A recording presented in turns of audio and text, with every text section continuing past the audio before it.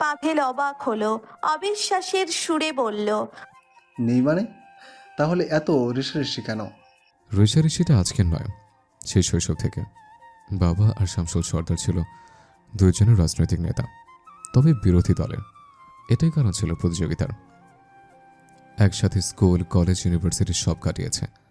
বাবাদের মধ্যকার বিরোধিতা চলতে আমাদের মধ্যেও। একসাথে পড়ার পরেও কখনো কথা হতো না, চলতে এক নীরব প্রতিদ্বন্দ্বিতা। একজন অন্যজনকে হারানোর জন্য উঠে পড়ে লেগে থাকতাম। এরপর বাবা পথ ছাড়তেই আমি রাজনীতিতে আসলাম। যখন সফলতা পেলাম, তাও ওর বাবাকে হারিয়ে তখন বিরোধিতা আরও বাড়ল। দলের মাধ্যমে হিংস্রতা ছড়িয়ে গেল, মারামারি কাটাকাটি চলতে লাগলো। ব্যাস, এইভাবেই একটা নীরব শত্রুতা হয়ে গেল আমাদের মধ্যে। তবে সারা জীবনের প্রতিদ্বন্দ্বীর সাথে যখন ওরই বোনের বিয়ে হয়, তখন তো মানতে আরও কষ্ট হবে। তবে রাজনীতিতে না জড়ালেও ওর চালটা ভালো ছিল। গায়ে কাদা না লাগিয়েও পানি ঠিকই ঘোলা করলো। কথার মাঝে হঠাৎই নজর পড়ল গেটের দিকে। সেদিকটা এখন জনবহুল। পাভেল উকি দিয়ে ঘটনাটা বোঝার চেষ্টা করলো। এর মধ্যেই দৃষ্টি গেল শোভামের দিকে। গাড়ি থেকে দাম্ভিকতার সহিত পা রাখছে শেখদার মঞ্জিলে। সাথে রোহান, জিহান এবং তার ফুপিও আছে। পরশ ঠোঁট বাঁকিয়ে হাসলো, শোভামকে দেখিয়ে বলল, বলেছিলাম না আসবে। পাভেল অবিশ্বাসের চোখে তাকিয়ে রইল, বলল, আমার বিশ্বাস হচ্ছে না, ভাবিই নিয়ে আসবে। বাপের বাধ্য সন্তান, আসতে হবে। চল, সুমন থেকে একটু আপ্যায়ন করে আসে। পর্যন্ত অজস্রবার উকি মেরে চক্ষু শীতল করেছে প্রেমা। শোভাম সর্দার এসেছে একথা শোনার পর থেকেই যেন মন পিঞ্চর দুষ্টু শালিকের মতো উড়তে চাইছে। শালিক যেমনটা এক ডাল থেকে অন্য ডালে লাফিয়ে বেড়ায়, তেমন ভাবেই প্রেমা নিজেও লাফাচ্ছে। রুম থেকে শোভামের রুমে, আবার রান্নাঘর থেকে শোভামের জন্য বরাদ্দকৃত বিশ্রাম রুমে। অনবরত সে ঘরে যাওয়ার প্রয়াস চালালেও পাচ্ছে না কোনো সুযোগ। বারংবার রান্নাঘরে এলেও মা তাকে কোনো প্রকার নাস্তাই দিতে দিচ্ছে না। এটা বড্ড অবিচার। কোনো একটা কারণ তো লাগবেই সে ঘরে যাওয়ার। ভাবতে ভাবতেই ধাক্কা খেল স্পর্শীর সাথে। থতমত খেয়ে তাকিয়ে রইল ভাবির দিকে। পরক্ষণেই কিছু ভেবে উৎফুল্ল কণ্ঠে বলল, শোভম ভাইয়া এসেছে, তুমি কি জানো? মাথা নাড়িয়ে সাই দিল স্পর্শী। সাথে সাথেই প্রেমা বলল, উনি ওই রুমে আছে, চলো তোমাকে নিয়ে যাই, দেখা করে আসবে। বলেই স্পর্শীর জন্যে আর অপেক্ষা করলো না, নিজেই এগিয়ে গেল সিঁড়ি বেয়ে। ভ্রুযুগল কিঞ্চিত কুচকালো স্পর্শিয়া, ডেকে বলল, আমি মাত্রই দেখা করে এসেছি প্রেমা। চমকে পিছনে তাকালো মেয়েটা। হতাশ চোখে ভাবির দিকে তাকিয়ে রইল। আহত স্বরে আশার ভান ধরে বলল, ওহ, তুমি দেখে এসেছো? তাহলে তো আর যাওয়ার দরকার নেই। বলেই নিজের রুমের দিকে হেঁটে চলে গেল।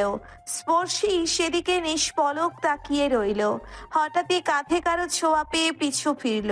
আর সে দাঁড়িয়ে আছে তার পিছনে। বলল, কিছু বুঝেছিস আপু? স্পর্শী পাত্তা দিল না, গা ঝাড়া দিয়ে বলল, কি বুঝবো?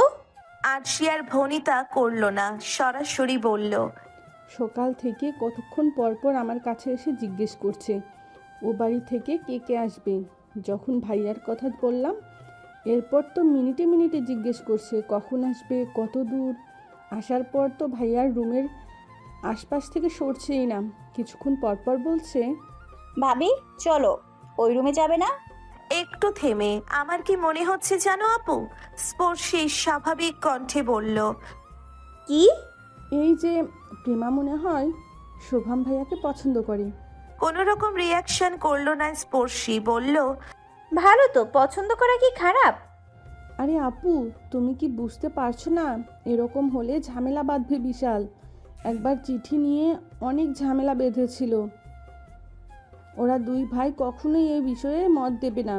এক কথায় শোভাম ভাইয়াকে ওরা পছন্দই করে না। আমি তো শুধু শোভম ভাইয়ের থেকে পাওয়া কোনো রিয়াকশনের আশায় বসে আছি। ওনার মনে ঠিক কি আছে সেটা বুঝতে চাই। প্রেমার অনুভূতির উপরে ভিত্তি করে কিছু করা যায় না।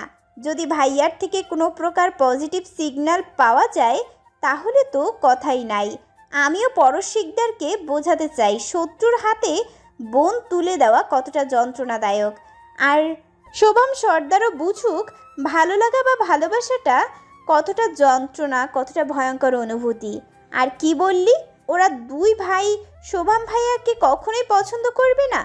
তো দেখে নেব ওরা কি সাধু নাকি, প্রত্যেকটাকে চেনা আছে আমার। তাহলে তো আবার ঝামেলা বাঁধবে।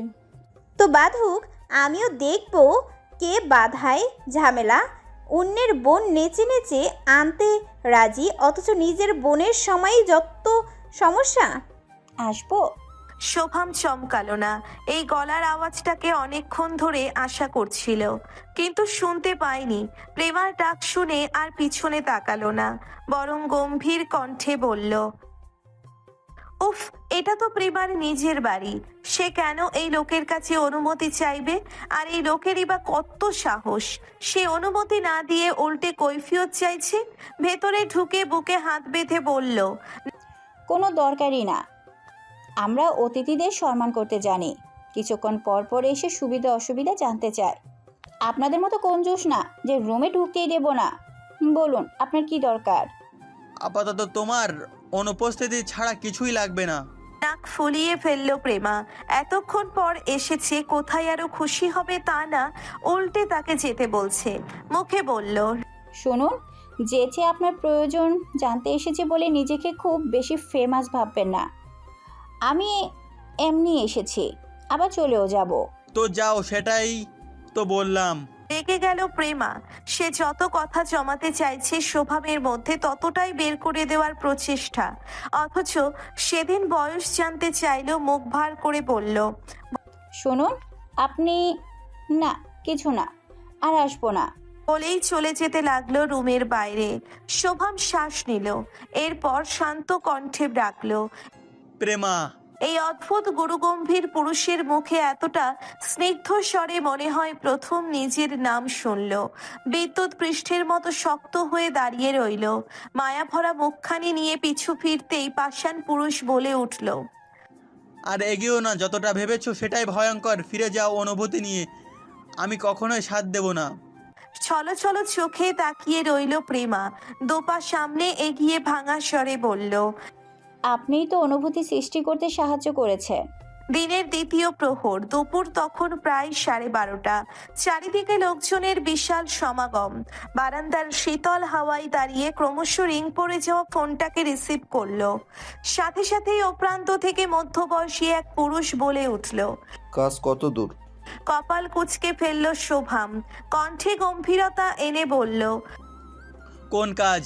লোকটা যেন বিরক্তই হলো, কিন্তু সেটাকে প্রকাশ না করে নিজের মধ্যে চাপিয়ে নিল। শান্ত স্বরে বলল, পরশের বোনের সম্পর্কে বলতেছি। ভুলে যেও না, ও তোমার নাকের ডগা দিয়ে বোন দুইটারে নিয়ে গেছে, তাও তোমার নাক কাইটা। বোনদের কথা স্মরণ হতেই দপদপ করে চোখ দুটো জ্বলে উঠল শোভামের। ক্রোধ সংবরণ করে গম্ভীর কণ্ঠে বলল, কবির খা, এটাই লাস্ট বার। আমি তোমাকে আগেও বলেছি, শোভম সর্দারকে ব্যবহার করতে আসবে তো হিতে বিপরীত হতে সেকেন্ডও লাগবে না। তোমাকে আমার প্রয়োজন ছিল বিধায় কাজে লাগিয়েছি, সফল হয়নি, ব্যাস ওই পর্যন্তই। তোমাকে আর আমার প্রয়োজন নেই, ফোন করবে না। না, এটা বললে তো হবে না। তুমি বিয়ে আটকাতে পারোনি তো কি হয়েছে? এইটুকুতেই কি হেরে গিয়ে বসে থাকবা? তোমার সাথে যায় না এটা। ভুলে যেও না, পরশ তোমার দুটো বোন নিয়ে গেছে। ও পারলে তুমি কেন পারবা না?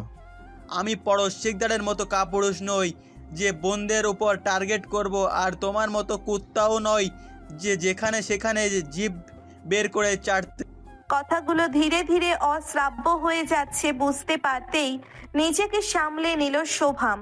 জিভ দিয়ে ঠোঁট ভিজিয়ে বলল, আর আগে তুমি আমায় না জানিয়ে ওকে ফাঁসিয়েছো। ওর সাথে কি করতে চেয়েছো ওই দিন জঙ্গলে আমাকে দেখে?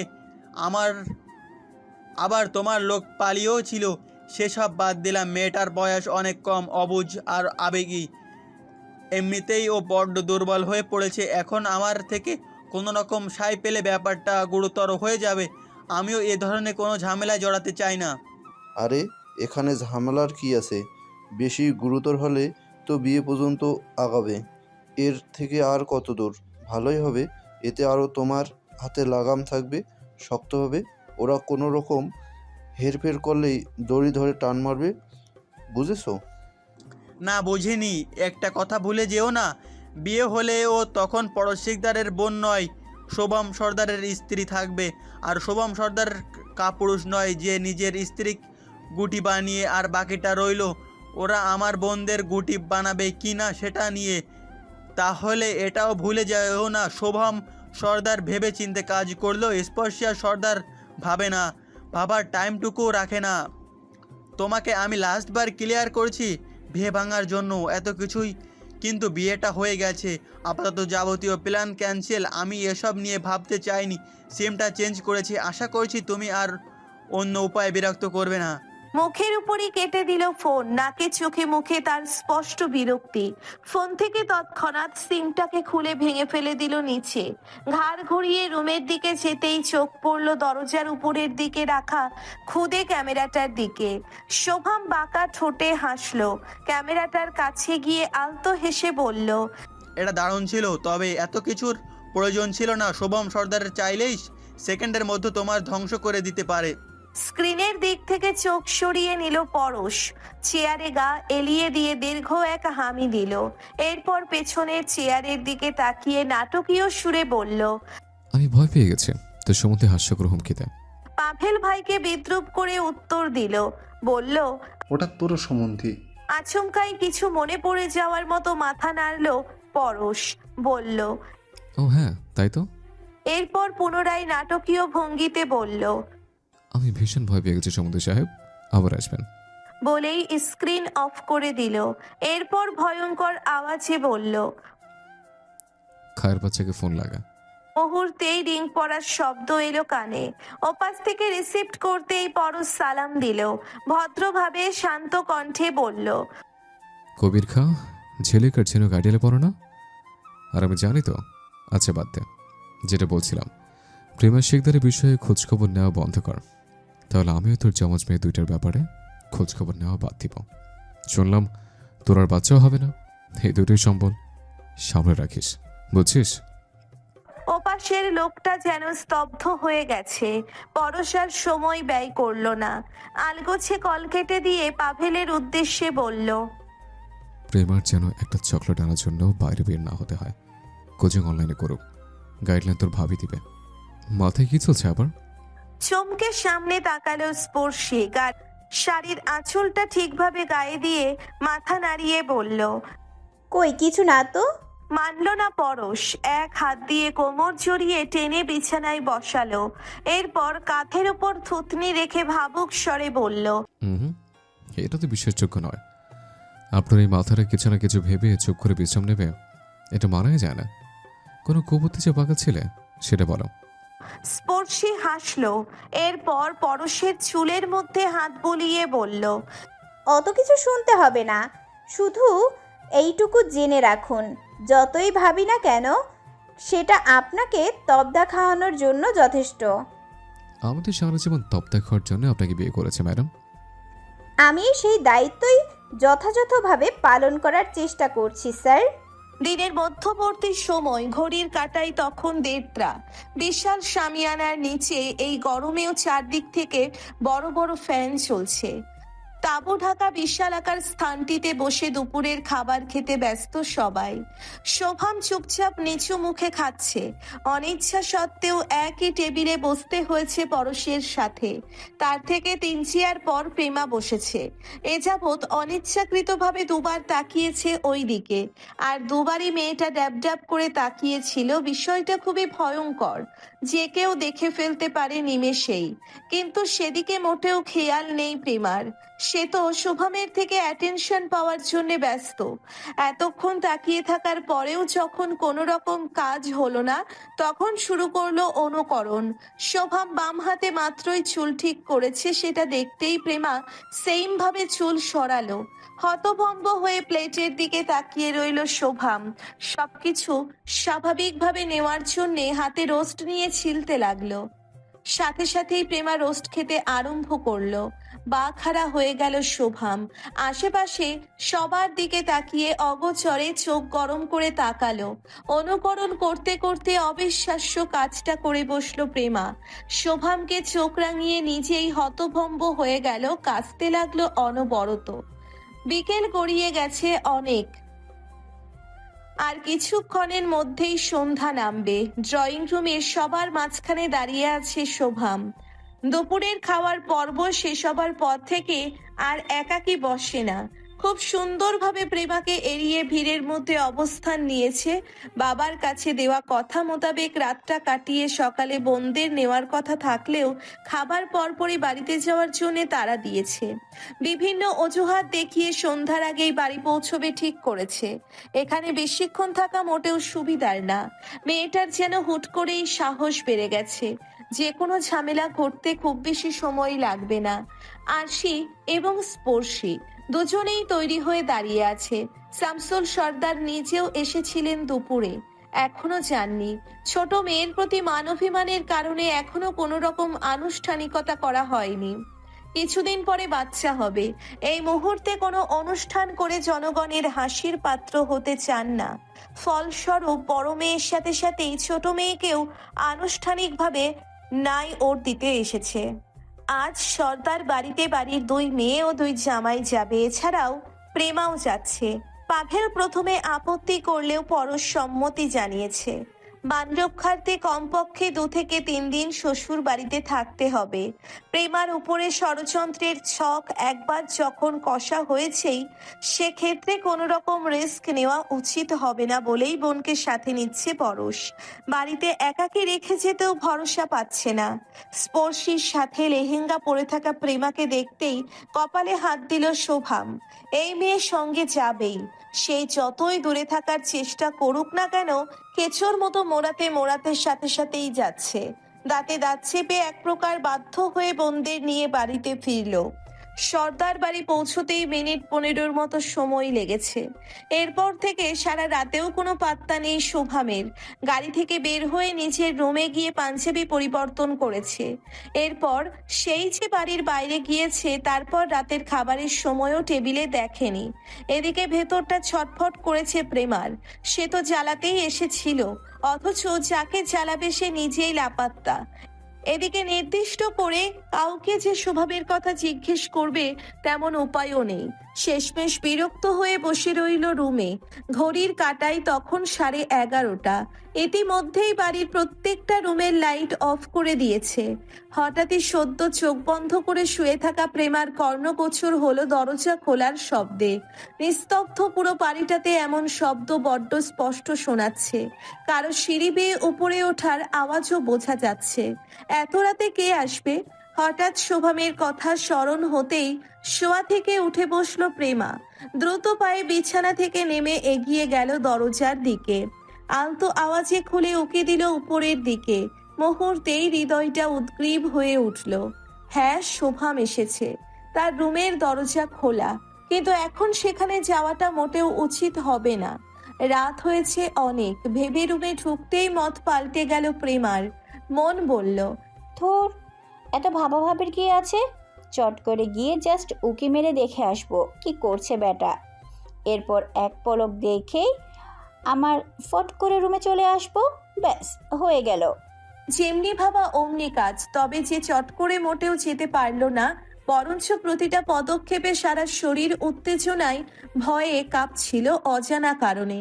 শোভামের রুমের সামনে গিয়ে আলতো হাতে দরজাটা ফাঁকা করে দিল। উকি মারতেই বিদ্যুৎ পৃষ্ঠ হওয়ার ন্যায় চমকে 4 পায়ে হাতে লাফিয়ে উঠল, কিন্তু তাল সামলাতে না পেরে দরজার উপরেই পড়ল। সাথে সাথেই তার ভারে আনলক করে রাখা দরজা কর্কর শব্দে খুলে গেল। ফ্লোরে হাঁটু মুড়ে পড়ে আছে প্রেমা। চোখ দুটো তার খিচিয়ে বন্ধ করা। সে কিচ্ছু দেখেনি, শুধুমাত্র খালি গায়ে থাকা 30 ঊর্ধ্ব পুরুষকে দেখেছে, যার প্রশস্ত লোমশ বুকটা ছিল বেশ আকর্ষণীয়। ভাবতেই জিভে কামড় দিয়ে ধরল। দুপাশে মাথা নাড়িয়ে অনবরত বলতে লাগলো, না না না না, ছি ছি ছি, কিচ্ছু দেখিনি আমি, কিচ্ছু না। ইতিমধ্যেই টি শার্ট পরে নিয়েছে শোভাম। আচমকাই ঘটা এমন অপ্রত্যাশিত ঘটনায় হতভম্ব হয়ে তাকিয়ে রইল। দরজার কাছে এসে চারিদিকে তাকিয়ে এরপর ভেতর থেকে আটকে দিল দরজা। দাঁতে দাঁত চেপে বলল, বুঝেছি কিছু দেখোনি, আর দেখার মতো কিছুই ছিল না। উঠে দাঁড়াও, স্টুপিডের মতো ঢং করো না। নিমেষেই চোখ খুলে তাকালো প্রেমা। শোভাম পুনরায় প্রশ্ন ছুড়ে দিয়ে বলল, আমি এসেছি টের পেলে কিভাবে? কোনো রকম ভনিতা না করে সরাসরি উত্তর দিল প্রেমা। বলল, আমি যাতে টের পাই সেভাবেই তো আপনি জোরে দরজা খুলে এসেছেন। এখন নাটক করছেন কেন? হা হয়ে তাকিয়ে রইল শোভাম। কিছু বলতে গিয়েও গিলে ফেলল। বিরক্তিকর শব্দে বলল, স্টুপিড। স্তব্ধ হয়ে গেল পাভেল। দ্রুত পায়ে এগিয়ে এলো শোভামের রুমের দিকে। দরজার সামনে কান পাততেই অবাক হয়ে গেল। মুহূর্তেই মাথায় রক্ত উঠে গেল। গায়ের প্রতিটা শিরা উপশিরায় যেন রক্তের বদলে আগুন জ্বলছে। গায়ের সর্বোচ্চ শক্তিতে দরজার উপর ধাক্কা মেরে বলল, প্রেমা, তুই ভেতরে কেন? দরজা খোল। ভয়ে কেঁপে উঠল প্রেমা। শান্ত ভঙ্গিতে একবার প্রেমার পাংশুটে মুখের দিকে তাকালো শোভাম। এরপর শান্তভাবে খুলে দিল দরজা। পাভেল হুড়মুড়িয়ে ভেতরে ঢুকলো। চোখ দুটো তার জ্বলছে। বিছানার উপরে শোভামের খুলে রাখা পাঞ্জাবি। দূরেই খাটের এক কোনায় দাঁড়িয়ে থরথর করে কাঁপছে প্রেমা। পাভেল চিৎকার করে উঠল, বলল, এখানে কি হচ্ছে? কোনো রকমের চিন্তা, ভয় বা অস্বস্তি দেখা গেল না শোভামের চোখে মুখে। বরাবরের ন্যায় শান্ত কণ্ঠে পাঞ্জাবি গোছাতে গোছাতে বলল, রুমটা আমার জায়গায় আমি আছি, কিন্তু তোমার বোন তার জায়গায় নেই। সে এখনো সেটা তাকেই জিজ্ঞেস করো। এ পর্যায়ে যেন মূর্ছা যাবে প্রেমা। আল্লাহ, সবটা স্বপ্ন হয়ে যাক। কলেজে আসা সকল ভিক্ষুককে প্রেমা 100 করে টাকা দিয়ে দেবে। কিন্তু এই মানত যেন কাছে ফলল না, বরং তার স্বপ্নকে সত্যি করতে পাভেলের এক থাপ্পড়ই যথেষ্ট ছিল। ইস, কান থেকে যেন ধোঁয়া বেরিয়ে গেল। কিন্তু কোনো ব্যথাতুর অনুভূতি এখনো পায়নি প্রেমা। শুধুমাত্র জায়গাটা অসাড় হয়ে গেছে। ইস, ব্যথা হচ্ছে, ধীরে ধীরে চিনচিন করে ব্যথা উঠছে। পাভেল তার প্রশ্নের কোনো উত্তরই পেল না। রাগের সর্বোচ্চ পর্যায়ে পৌঁছে পুনরায় থাপ্পড় মারতে যেতেই হাত ধরে ফেলল শোভাম। নিমেষেই গুটিসুটি পাকিয়ে তার পেছনে গিয়ে আশ্রয় নিল প্রেমা। পাভেলের দিকে তাকিয়ে হাসল শোভাম। বিদ্রুপ করে বলল, দেখেছো, তোমার থেকেও আমাকে বেশি সেফ মনে করে। একটু থেমে, কি যেন বলেছিলে? ও কেন এত রাতে আমার ঘরে? কারণটা আমি বলি। ঠিক যে কারণে আরশিয়া সর্দার পুরো সর্দার বাড়ির মান সম্মান জলাজ্জলি দিয়ে রাতের অন্ধকারে তোমার হাত ধরে পালিয়েছিল, ঠিক সেই কারণেই আজ প্রেমা শিকদার তোমাদের নাক কেটে রাতের অন্ধকারে আমার রুমে হাজির হয়েছে। বুঝেছো নাকি আরও বোঝাতে হবে? পরিস্থিতি তখন ভয়াবহ আকার ধারণ করেছে। নিস্তব্ধ মধ্যরাতের ঘটা তোল কালাম কাণ্ডে বাড়ির বড়রা হাজির হয়েছে শোভামের কক্ষের সামনে। খলিলুর সর্দার এখনো দুহাত দিয়ে জাপটে ধরে আছে পাভেলকে। আর সে পাশেই স্বামীর হাত দুটো শক্ত করে ধরে সামলানোর চেষ্টা করছে। ইতিমধ্যেই শোভামের সাথে তা হাতাহাতি হয়ে গেলেও সেটা মারামারি অবধি পৌঁছতে পারেনি খলিলুর শিকদারের কারণে। তার পূর্বেই তিনি ক্ষুব্ধ পাভেলকে ছাড়িয়ে নেন। শোভাম আগের মতোই শান্ত দৃষ্টিতে দাঁড়িয়ে আছে। শরীরের প্রতিটি শিরা উপশিরা দপদপ করে জ্বলছে রাগে। তন্দ্রার ঘোরটা আলগা হতেই নড়ে চড়ে উঠল পরশ। কাত হয়ে স্পর্শের দিকে হাত বাড়িয়ে জড়িয়ে ধরতেই চমকে উঠল। চোখ খুলে তাকাতেই দেখল বিছানা শূন্য। রুমের দরজা একেবারে খোলা। বাইরের লাইটের আলো স্পষ্টভাবে আলোকিত করছে রুম। কিছুটা শব্দও ভেসে আসছে। চোখ জোড়া কুঁচকে থম মেরে বসে রইল পরশ। মস্তিষ্ক হঠাৎই এতটা পরিবর্তন নিতে পারছে না। রাত যে কাটেনি সেটা বোঝাই যাচ্ছে, কিন্তু এই রাতে কেন লাইট জ্বালানো সারা বাড়ির? আর স্পর্শীয় বা কোথায়? এরই মধ্যে পাভেলের কণ্ঠস্বর কানে আসতেই মস্তিষ্ক সজাগ হলো। দ্রুত বিছানা থেকে নেমে শার্ট গায়ে দিল, এরপর হনহন করে বেরিয়ে গেল রুম থেকে। সবার উপস্থিতি শোভামের রুমে সেটা বুঝতে পারতেই এগিয়ে গেল সেদিকে। দরজার সামনে দাঁড়াতেই পাভেলের দিকে নজর গেল। ভাইকে দেখতেই গা ঝাড়া দিয়ে সকলের থেকে নিজেকে ছাড়িয়ে নিল। এগিয়ে এলো দরজার দিকে, কণ্ঠে তেজ এবং রাগ নিয়ে সবকিছু বলতেই পরশ শোভামের দিকে চাইল। প্রেমার অস্তিত্ব এখনো তার পেছনেই, থরথর করে কাঁপছে আর হেঁচকি তুলছে। দেখে বোঝাই যাচ্ছে এতক্ষণ কেঁদেছে সে। পাভেল আবারও ক্ষেপে উঠল, বলল, দেখ, বেয়ার মতো শুয়োরের বাচ্চা এখনও পেছনে দাঁড়িয়ে আছে, আর ও বলছে আমাদের থেকেও নাকি ওখানে সেফ মনে করে বলে দাঁড়িয়ে আছে। পরশ পুরো রুমটার দিকে চোখ বুলিয়ে নিল। শামসুল সর্দার থেকে শুরু করে বাড়ির প্রত্যেকটা সদস্য, এমনকি তার বোনের পরিবারের লোকও এখানে উপস্থিত। স্পর্শী রুমের এক কোণায় দাঁড়িয়ে নীরব ভঙ্গিতে বুকে হাত দিয়ে দাঁড়িয়ে আছে। সেদিকে একবার শান্ত দৃষ্টিতে তাকিয়ে প্রেমার দিকে চোখ দিল। কোনো রকম উত্তেজিত না হয়ে থমথমে কণ্ঠে গাম্ভীর্যের স্বরে বলল, আমার সাথে আয়। সেই শান্ত কণ্ঠের সাথে যেন কেঁপে উঠল প্রেমা, কিন্তু দাঁড়িয়ে থাকতে আর পারল না। গুটি গুটি পায়ে কেঁপে কেঁপে এগিয়ে গেল বড় ভাইয়ের পিছু পিছু। প্রতিটি কদম ফেলার পরপর চোখে অসহায়ত্ব নিয়ে তাকাচ্ছে শোভামের দিকে। স্পর্শী সম্পূর্ণটা লক্ষ্য করলো। পাভেল এই মুহূর্তে রেগে আছে ভীষণ। পরশ নিজেও যে স্বাভাবিক আছে সেটা সামনাসামনি দেখালেও বিশ্বাস হবে না স্পর্শিয়ার। দুই ভাই একসাথেই প্রেমাকে ডেকেছে। এই মুহূর্তে ভাই বোনের ব্যাপার বলে একান্তে ছাড়লে বিষয়টা মোটেই সুবিধের হবে না, বরং ঘটনা আরো পেঁচাবে। প্রেমার পিছু পিছু সেও এগিয়ে গেল। রুম থেকে বের হবার সময় কিছু একটা ভেবে আশিকে ইশারা করতেই সে নিজেও ছুটল বোনের সাথে সাথে। দু কদম বাইরে এগিয়ে থেমে পিছনে ফিরে বলল, সবাই ঘুমোতে যাও, যা হওয়ার সকালে হবে। বর্তমান কক্ষটা স্পর্শিয়ার, দরজা ভেতর থেকে লক করে রাখা। ভেতরে রয়েছে মোট 5 জন ব্যক্তি এবং প্রত্যেকেই শিকদার বাড়ির সদস্য। পরশ গম্ভীর মুখে প্রেমার দিকে একদৃষ্টিতে তাকিয়ে আছে। তার অবস্থা এখন খাটের উপর, পাশেই পাভেল বসে ফুঁসছে। প্রেমা এখনো ট্রমার মধ্যে রুমের এক কোণায় গুটিসুটি মেরে দাঁড়িয়ে দাঁড়িয়ে ফোপাচ্ছে। পাশেই স্পর্শী দাঁড়িয়ে দেওয়ালে হেলান দিয়ে। উদ্দেশ্য দুই ভাইয়ের মধ্যে কেউ মারার জন্য উদ্যত হওয়ার আগেই সে ঠেকাবে। রুমের বাম কোণায় সোফার উপর চিন্তিত চিত্তে বসে আছে আরশি, তার দৃষ্টি বোনের দিকে। শুধুমাত্র একটা ইশারার জন্য বসে আছে নিরলস ভাবে। শোভামের ঘরে কেন গিয়েছিলে? পরশ শান্ত কণ্ঠে প্রশ্ন করলো প্রেমাকে, কিন্তু এই গুরুগম্ভীর পুরুষালী স্বরটা যেন রুমের চার কোণায় ধাক্কা খেয়ে প্রতিধ্বনিত হয়ে বারংবার ভেতর থেকে নাড়িয়ে দিল প্রেমাকে। ভয়ে ঠোঁট ভেঙে কেঁদে উঠল আবারও। চোখ দুটো বন্ধ করে দাঁত মুখ খিচিয়ে নিজেকে সামলালো পরশ। পুনরায় গম্ভীর গলায় বলল, কান্না বন্ধ কর। এত রাত ওই রুমে কেন গেছিলে? কে ডেকেছিল তোকে? শুভম ডেকেছিল? ভ্রু কুচকে পরশের দিকে তাকালো স্পর্শী। অগোচরে মুখ বাঁকিয়ে আর এক দিকে তাকালো। প্রেমা এবারেও কোনো উত্তর না দিয়ে ফোপাতে লাগলো। আর ধৈর্য ধরে রাখতে পারলো না পাভেল। রাগ গিজগিজ করতে করতে এগিয়ে এলো প্রেমার দিকে। বাধা হলো স্পর্শী। প্রেমাকে নিজের পিছনে লুকিয়ে পাভেলকে বোঝানোর স্বরে বলল, সাবধান, এর আগেও মেরেছো তুমি, আর এগোবে না। যা জিজ্ঞেস করার আমি করছি। তুমি এসবের মধ্যে এসো না। ঘটনা ঘটেছে অনেক আগে, আর তুমি আমাকে না বলে চুপচাপ রুম থেকে বেরিয়ে তামাশা দেখছিলে। ধমকের স্বরে কথাগুলো বলতেই স্পর্শী থেমে গেল।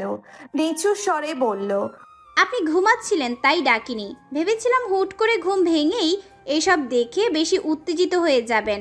বাড়ি ভর্তি মেহমান, আমি চাইনি কেউ এই বিষয়গুলো জানুক, কিন্তু এর মধ্যেই পাবেল ভাই মারামারি বাঁধিয়ে দিলেন। উত্তর দিল না পরশ। এগিয়ে গেল প্রেমার দিকে, বোঝানোর স্বরে বলল, কি হয়েছে আমি বলো। শুভম কি কোনো ভয় দেখিয়েছে, নাকি ও তোকে ডেকেছে? কেন গিয়েছিল রাতে ওর রুমে? আমাকে বল। খেপে গেল স্পর্শী। পরশকে সামলানোর বদলে উল্টে প্রেমাকে ধমকে বলল, কি হলো বলছো না কেন? আমার ভাই তোমাকে ভয় দেখিয়েছে নাকি ও তোমায় জোর করে নিজের রুমে নিয়ে গেছে, কোনটা? কেঁপে উঠল প্রেমা। হেঁচকি তুলে আমতা আমতা করে বলল, না, উনি ডাকেননি, ভয়ও দেখাননি। তাহলে কি তুই স্বেচ্ছায় গেছিলি ওর রুমে? শুয়োরের বাচ্চা, তো পায়ের প্রত্যেকটা শিরা কেটে পুঙ্গু করে রাখবো আমি। আরে কি শুরু করলা তোমরা দুই ভাই? একটু তো চুপ করবা? এভাবে জিজ্ঞেস করলে কি কখনো কিছু বলবে? বেচারি তো ভয়েই শেষ। পাভেল ফুঁসে উঠল। রাগে গিজ গিজ করতে করতে বলল,